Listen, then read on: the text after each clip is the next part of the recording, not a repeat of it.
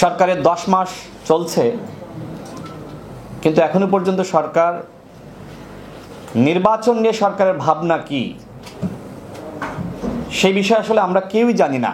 আমাদেরকে অন্ধকারের মধ্যে রাখা হয়েছে। যতবার সরকার প্রধানের সাথে আমাদের সংলাপ হয়েছে, আমরা প্রত্যেকবার বলেছি যে আপনাদের পরিকল্পনা বা রোডম্যাপ প্রকাশ করেন, কিন্তু সরকার কোনো দলকেই গুরুত্ব দেয়নি। আমার পাশে মঞ্জু ভাই আছেন, তিনি আরেকটি সেমিনারে বক্তব্য রেখেছিলেন যে সরকার প্রধান যদি কোনো বিদেশি নাগরিক আসে তাকে যথেষ্ট পরিমাণ সময় দেন। বাংলাদেশের নাগরিক বলেন, রাজনৈতিক দলগুলো বলেন, 2 থেকে 3 মিনিটের বেশি কেউ আসলে কথা বলার সুযোগ পায় না।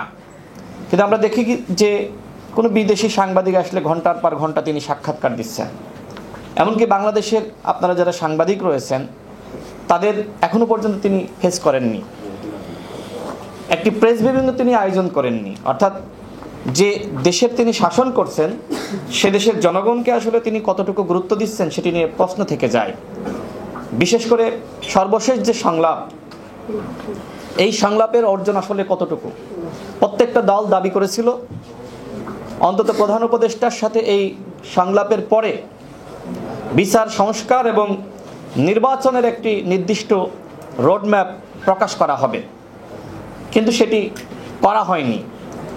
বরং আমাদের মাননীয় প্রধান উপদেষ্টা তিনি বিদেশ সফরে গিয়ে তিনি বলেছেন যে বাংলাদেশে শুধুমাত্র একটি রাজনৈতিক দল ডিসেম্বরের মধ্যে ইলেকশন চায়।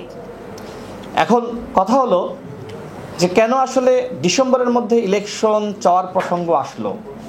সরকারের তরফ থেকে বলা হয়েছে যে নির্বাচন হয় ডিসেম্বরে বা জুনে করা হবে, 26 জুনে। যে কারণে দলগুলো মনে করেছে যে ডিসেম্বরের মধ্যে ইলেকশন হলেই বেটার। এই যে এখনকার যে আবহাওয়া আমরা সকলেই দেখছি, বৃষ্টি বাদলা, জানুয়ারির পর থেকে যে ধরনের গরম, জুনে তো কালবৈশাখী ঝড় হবে, সেই বাস্তবতায় দলগুলো মনে করছে যে ডিসেম্বরের মধ্যে ইলেকশন হলে ভালো।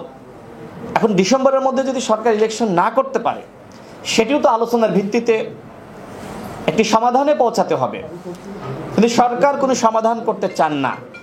এক ধরনের অন্ধকারের মধ্যে দলগুলোকে রেখে দিয়েছেন, যার ফলাফল আমরা লক্ষ্য করছি যে এক এক দলের এক এক ধরনের চাওয়া, গণঅভ্যুত্থানের স্টেক হোল্ডার তাদের এক এক ধরনের চাওয়া, আর যে কারণে এখন জাতীয় ঐক্য সংহতি পুরোপুরি তছনছ হয়ে গেছে। এই যে আমাদের ভিতরে বিভেদ, এর দায়িত্ব সরকারকে নিতে হবে। যে সরকার দলগুলোকে একসাথে, দলগুলোর মধ্যে একতা ধরে রাখতে পারলো না, এটা কি সরকারের ব্যর্থতা না?